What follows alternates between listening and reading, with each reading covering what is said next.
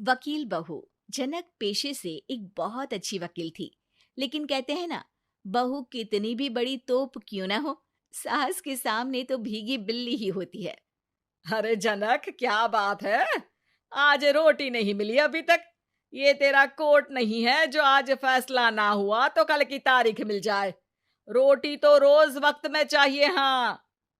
माँ जी, रोटी तो कब की बन गई। मैंने आपको कहा तो खाना खाने के लिए, आपने शायद सुना नहीं होगा। ओहो हो, जज नहीं हूं मैं तेरे कोर्ट की, सास हूं सास। कोई दलील फालतू की मत देना यहाँ। बहुत जानती हूं मैं इन वकीलों को।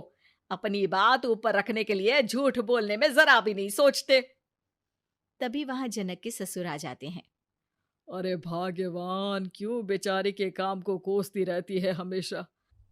मैं भी तो था वहां जब ये आई थी तुझे रोटी खाने को बुलाने के लिए। सास को तो अब गुस्सा आ जाता है कि कैसे किसी ने बहू की साइड ले ली। अरे वाह जी वाह।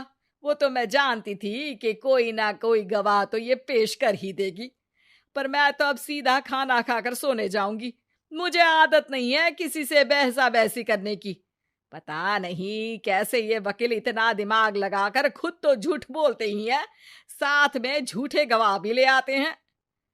जनक को सास के ताने सुनने की अब आदत सी पड़ जाती है। एक दिन जनक वकील की ड्रेस पर काला कोट पहनकर कोर्ट के लिए निकल ही रही होती है कि अरे कहाँ चली काला कौवा बनकर?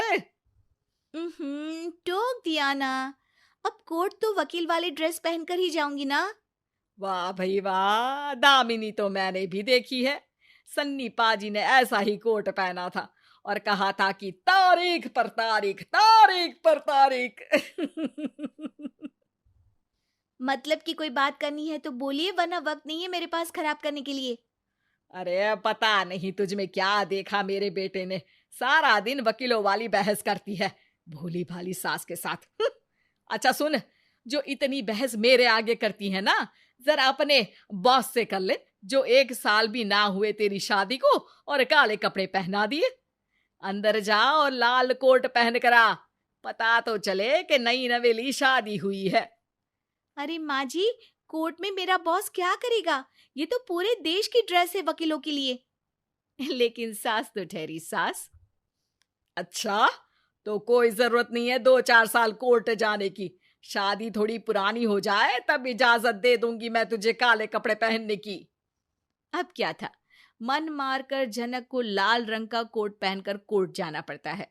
उसके जाने के बाद आहा, बढ़िया, ये पूरे देश की ड्रेस की बात करने वाली। अरे पहना दिया ना लाल कोट। अब सास आए दिन या तो जनक को उसके काम का ताना देती, या फिर उसका काम छुड़वा देने की धमकी। तंग आकर एक दिन जनक पति से कहती है, मैं सोच रही हूँ कि कोर्ट जाना बंद ही कर दूं। अरे क्यों यार, इतना अच्छा करियर है, क्यों छोड़ने की सोच रही हो? अरे लाल रंग का कोट पहनकर जाना पड़ता है। हर बात पर सास ताना देती है कि वकील तेज होते हैं, सवाल जवाब करते हैं, झूठी दलीलें देते हैं। अरे तो ठीक है ना, वो जो कहती है अपनी समझ से कहती है, लेकिन तुमको तो पता है ना कि सच्चाई क्या है। जनक को पति की बात से हौसला मिलता है कि तभी घर पर कुछ लोग आ जाते हैं। अरे आइए पंच साहब, कैसे आना हुआ? अरे भाई साहब, सुना है कि आपकी बहू वकील है। तभी वहां सास आ जाती है। हाँ है तो, लेकिन क्या हुआ? फिर कहीं बहस कराई क्या? अरे हम तो खुद दुखी है उसके व्यवहार से। अरे भाभी जी, आपको तो पूरा मोहल्ला जानता है कि आप कितना बोलती है। फिर हम यहाँ बहू रानी की कोई शिकायत नहीं, बल्कि अपनी परेशानी लेकर आए हैं। ससुर जी खुश हो जाते हैं।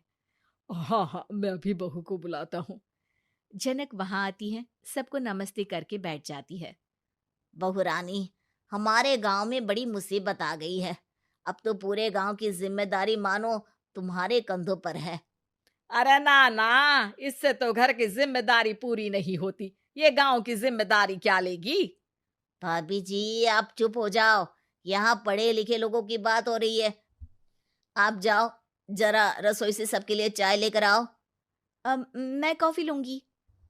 हाँ हाँ, वकील साहिबा के लिए कॉफी। सास सर पैर सब पटक कर वहां से निकल जाती है। बहू, गांव में पानी नहीं आ रहा है, पड़ोसी राज्य ने हमारा पानी रोक रखा है। इसका मामला तो बड़े कोर्ट में चलेगा पंच जी, लेकिन ऐसा क्यों? वो राज्य हम लोगों से पानी के पैसे मांग रहा है।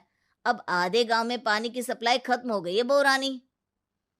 अच्छा पंच साहब, बात गांव की है तो मैं जरूर केस लड़ूंगी। यहाँ एक बार फिर सास की एंट्री हो जाती है। अरे वाह जी वाह, ये काम करवा लो, आप हमारी बहू से बहुत अच्छा करती है। मैं हूं सीधी सादी सास। इस लड़की ने कैसे लड़ लड़ कर मुझे साइड कर रखा है, ये तो अब आपको पता चल ही जाएगा। अरे भाभी जी, आपकी आवाज तो पूरे गांव को सुनाई पड़ती है जब आप बहू रानी को सुंदर वचन सुना रही होती हैं। अरे वकील बहू मिली है, फक्र करो फक्र। हाँ जी हाँ, सारी फकर तो हम लोग ही करें।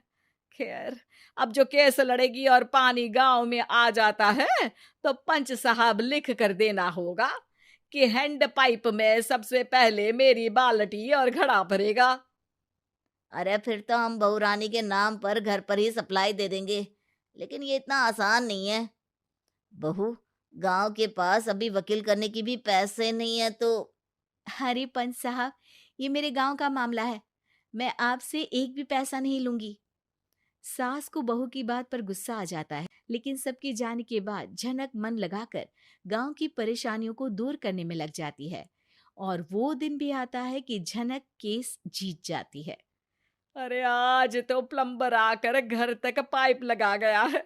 खुश हो जाओ, मेरे कारण तुम लोगों को घर के अंदर ही पानी मिल जाएगा।